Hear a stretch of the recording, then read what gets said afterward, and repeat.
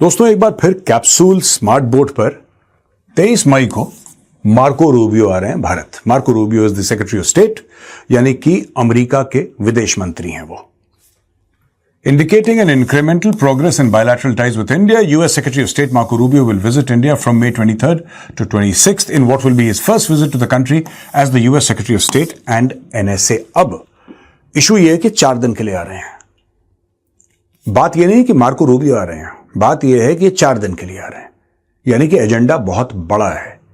US wants to do something along with India and Marco Rubio is the person who will lay the grounds. होता यह है दोस्तों कि Marco Rubio आएंगे, जाहिर सी बात है प्रधानमंत्री जी से भी मिलेंगे, राइट? लेकिन उसके पहले ये डॉक्टर जयशंकर से मिलेंगे, क्योंकि डॉक्टर जयशंकर उनके काउंटर पार्ट हैं। ये अजीत डोवाल साहब से मिलेंगे, ये सब लोगों से मिलेंगे और फिर जाके प्रधानमंत्री मोदी के साथ इनकी मीटिंग होगी। और जब कभी भी ऐसा होता है, आप ये बात मान के चलिए कि कुछ महीनों के बाद या तो डोनाल्ड ट्रंप आएंगे इंडिया या मोदी जी जाएंगे यूएस। इनकी मीटिंग होने वाली है, यह बात तय है, यह होगा। आज आप मुझसे लिख के ले लीजिए। The secretary will discuss energy security, trade and defense cooperation during meetings with senior Indian officials. Rubio is also likely to take part in a meeting of foreign ministers of the Quad countries. तो quad जिसको सब लोग कह रहे थे कि लगभग मर चुका है, लगभग खत्म हो चुका है क्योंकि डोनाल्ड ट्रंप इंटरेस्ट नहीं ले रहा। देखिए बात यह है कि जिस दिन रशिया और यूक्रेन की लड़ाई खत्म होती है, कभी ना कभी होगी। पुतिन ने भी ऐलान कर दिया कि बस खत्म होने वाली है। और जब ये ईरान यूएस की लड़ाई खत्म होगी, उसके बाद सब लोगों की जो नजरें हैं वो चीन पर होंगी। China, everybody is going to be watching China. हर एक वेस्टर्न कंट्री की नेशनल सिक्योरिटी रिपोर्ट यही कहती है, जो बड़े देश हैं।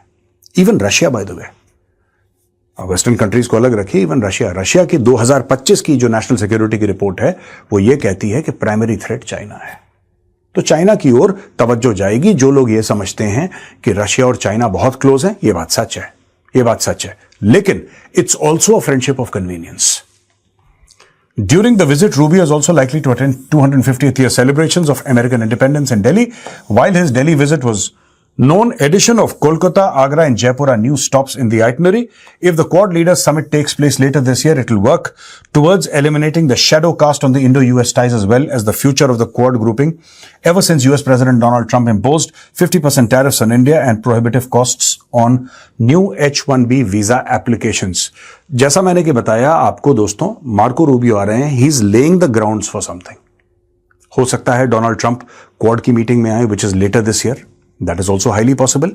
यह भी हो सकता है कि they are making ground for something else. अब देखिए दोस्तों, जब डोनाल्ड ट्रंप चाइना गए थे, वो बड़े गाजे बाजे के साथ चाइना गए थे, हाथ लगा कुछ भी नहीं वहां पे। एंड ही नोज अमेरिका के अब उतने एलाइज बाकी नहीं रहे। अमेरिका के जो मेन एलाइज थे वो कौन थे? यूरोप था, सबसे बड़ा एलाई। इजराइल के साथ इनकी हल्की फुल्की सी, ज्यादा सीरियस नहीं, हल्की फुल्की सी खटपट शुरू हो गई। पूरे यूरोप से इनकी खटपट है, नेटो से इनकी खटपट है, भारत के ऊपर 50% टैरिफ लगा दिया, आप मान के चलिए भारत से खटपट है, रशिया से खटपट है इनकी चाइना से नहीं बनती। इनकी बनती किससे है फिर? इनकी बनती किससे है? यह सोचने वाली बात है। Apache choppers, howitzers, US clears $428 million defense support to India.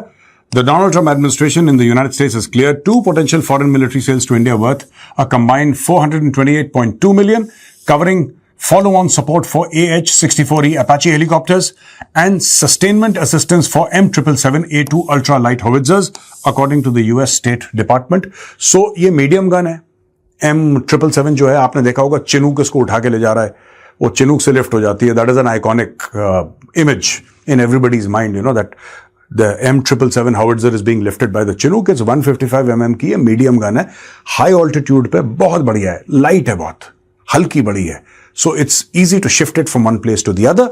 और यहां पे अपाची आप जानते ही हैं, तो अपाची के भी बारे में फॉलो ऑन सपोर्ट है, क्योंकि उसके अब you know there is software upgrade, कभी कुछ जैसे गाड़ी की सर्विसिंग होती है, गाड़ी का अपग्रेडेशन होता है, उसी प्रकार से हेलीकॉप्टर्स का भी होता है। The proposed agreements were announced by the Bureau of Political Military Affairs in a separate congressional notification. The package for long-term sustainment support for M777A2 ultra-light howitzers, valued at an estimated $230 million, include ancillary items, spares, repair and return, training and technical assistance, field service representative, depot capability, and other related elements of logistics and program support.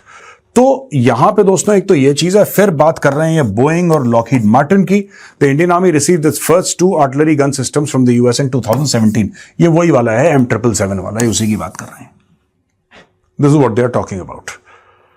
अब America कई सालों से यह चाहता है कि 2 चीजें हैं जो भारत अमेरिका से खरीदे, और भारत खरीद भी रहा है, लेकिन भारत उस लेवल पे नहीं खरीद रहा है जो खरीदना चाहिए, जो अमेरिका चाहता है। खरीदना क्या चाहिए, यानी कि whatever America wants, India is not willing to do that, और भारत खरीद भी रहा है। अमेरिका यह भी नहीं कह सकता कि यार आप तो कुछ खरीदते ही नहीं हमसे, लेकिन US wants to be, you see there are very few countries in the world जिनको जरूरत है और जिनके पास पैसा है इतने लेवल पे हथियार खरीदने का। भारत कहता है मेक इन इंडिया। ये गले की हड्डी जो है ये अमेरिका के फंस गई है। भारत कह रहा है ठीक है, आप टेक्नोलॉजी ट्रांसफर करो, हम आपसे फाइटर जेट्स खरीदते हैं। इसमें सिर्फ मेक इन इंडिया वाला नहीं है मामला दोस्तों, there is also a trust deficit. There is also a trust deficit, और ये ट्रस्ट डेफिसिट बहुत पुराना है। ये उन दिनों का है जब भारत ने अमेरिका से बोला था हमें आपसे हथियार खरीदने, अमेरिका ने भारत को मना करके पाकिस्तान के एक डिक्टेटर को हथियार दे दिए। फिर अमेरिका कहता है कि हम डेमोक्रेसी वाले हैं, डेमोक्रेसी वाले हैं। आयूब खान कौन सा डेमोक्रेट था भाई? याहिया खान कौन सा डेमोक्रेट था? परवेज मुशर्रफ कौन सा डेमोक्रेट था? ज़ियाउल हक कौन सा डेमोक्रेट था? ये तो डेमोक्रेट नहीं थे। आसिम मुनीर आपको लगता है डेमोक्रेट है ये? तो भाई आप अगर हथियार देंगे भारत के दुश्मन को, और वो भी जब वो मिलिट्री डिक्टेटर वहां पे शासन कर रहा होगा, और भारत को डिनाई करेंगे, फिर भारत अपने रास्ते निकालेगा। आपका हथियार है, आपका हक है। अगर आप भारत को नहीं दे सकते हैं या नहीं देना चाहते हैं, वो आपका हक है। इंडिया तो आपको फोर्स नहीं कर सकता ना कि आपको देना पड़ेगा। It's your right, but then it's India's right also to buy from the Russians and buy from any other source that India gets. अब ये चीजों ने अमेरिकन को परेशान कर दिया, और वो जो 2 चीजें दोस्तों, एक तो हथियार है और दूसरा तेल है। मैं आपको ऑयल के बारे में भी बताऊंगा, पूरी ऑयल की डिप्लोमेसी क्या चल रही है, ये खेल क्या है, ये समझने की जरूरत है। Venezuela acting president to visit India next week for oil discussions, Rubio. Marco Rubio कहता है कि डेल्सी रोड्रिगस, जो कि प्रेसिडेंट है, इंटरिम कह लीजिए, जो भी कह लीजिए, she is going to be visiting India, right. और वेनेजुएला के पूरे तेल के ऊपर किसका कब्जा है? यूनाइटेड स्टेट्स ऑफ अमेरिका का। Venezuela's interim president Delcy Rodriguez will travel to India next week for talks on oil sales. U.S. Secretary of State Marco Rubio said on Thursday as Washington pushes to deepen energy ties with New Delhi. Rubio made the announcement before departing for Sweden and India, where he is scheduled to arrive on Saturday. He described India as a great partner and said that U.S. was ready to increase energy exports to the country. अब ये देखिए, एक तो हथियारों वाली चीज है जो तकरीबन $450 मिलियन की है। इसके अलावा फाइटर जेट्स चाहता है यूएस खरीदे।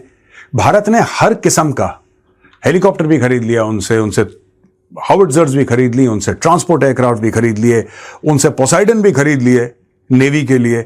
सब कुछ खरीदा है भारत ने अमेरिका से हथियारों के मामले में। एक चीज जो नहीं खरीदी वो फाइटर जेट, और यही है जो सबसे बड़ा दुख देने वाली चीज है अमेरिकन को कि यार ये सुखोई खरीदते रहते हैं, कभी ये राफेल खरीद लेते हैं, हमसे क्यों नहीं खरीद रहे ये लोग? वही बात मैंने बोली, ट्रस्ट डेफिसिट। आप कभी भी किसी सीनियर वेटरन से, क्योंकि सर्विंग ऑफिसर्स तो they will not speak, they are not suppose to and they will not, but अगर आप कभी किसी वेटरन से मिलेंगे जो बहुत सीनियर है, आप उनसे पूछेंगे कि हम अमेरिका से फाइटर जेट क्यों नहीं खरीद रहे, they will tell you the truth. Rodriguez took power after U.S. forces deposed former Venezuelan President Nicolas Maduro in January. While she has publicly criticized the operation, she has also received praise from U.S. President Donald Trump for cooperating with Washington, including by assisting oil companies.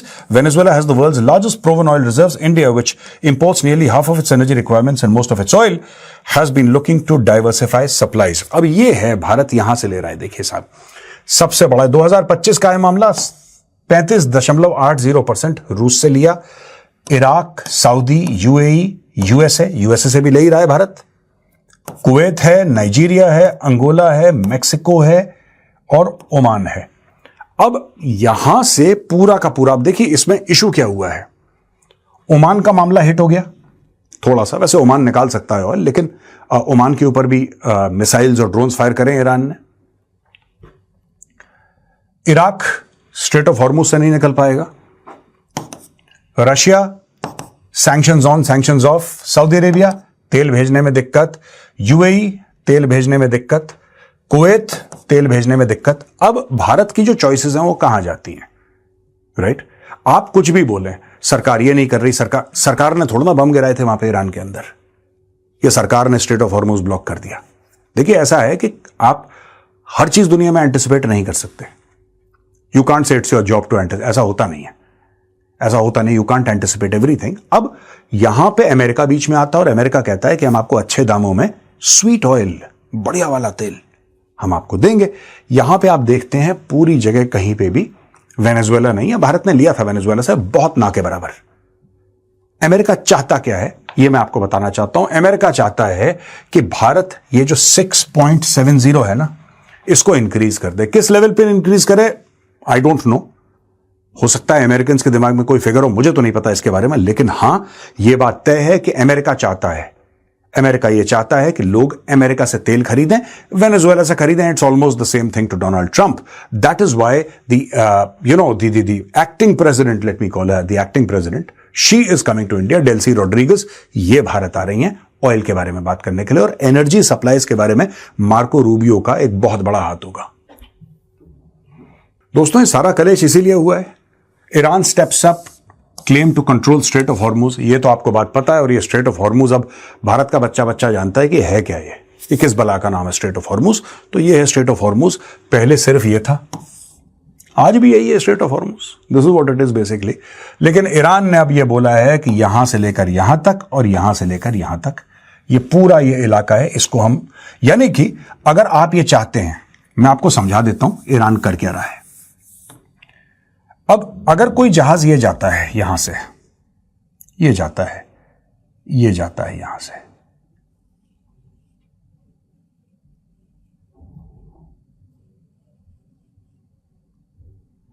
और यहां से गुजरात के लिए निकल जाता है, right.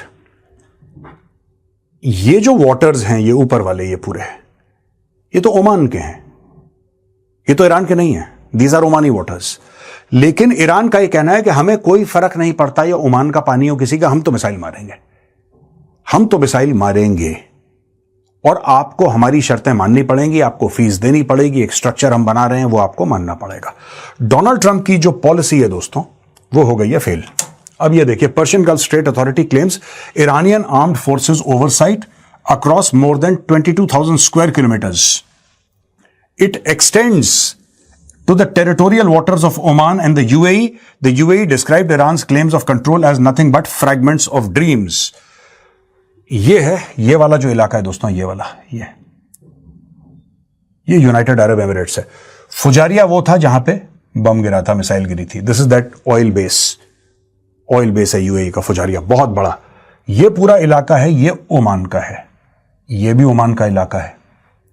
इसमें issue ये हो रहा है कि वो कहता है यूएई का वाटर हो, ओमान का वाटर हो, इंटरनेशनल वाटर हो, हमें कोई फर्क नहीं पड़ता, ये सारा का सारा ईरान का, हमने घेर लिया।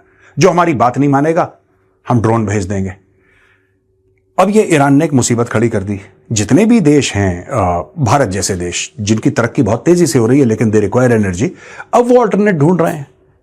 अमेरिका कहता है कि वेनेजुएला और अमेरिका एक ऐसा अल्टरनेटिव है, हां आने में टाइम लगेगा क्योंकि अमेरिका बहुत दूर है, ये तो बगल में ही है सब दूर, लेकिन एक बार आप शुरू कर देंगे फिर वो चीज हो जाएगी कि कोई दिक्कत नहीं, होता रहेगा। और प्राइस के बारे में दोनों आपस में बैठ के बात कर लेंगे।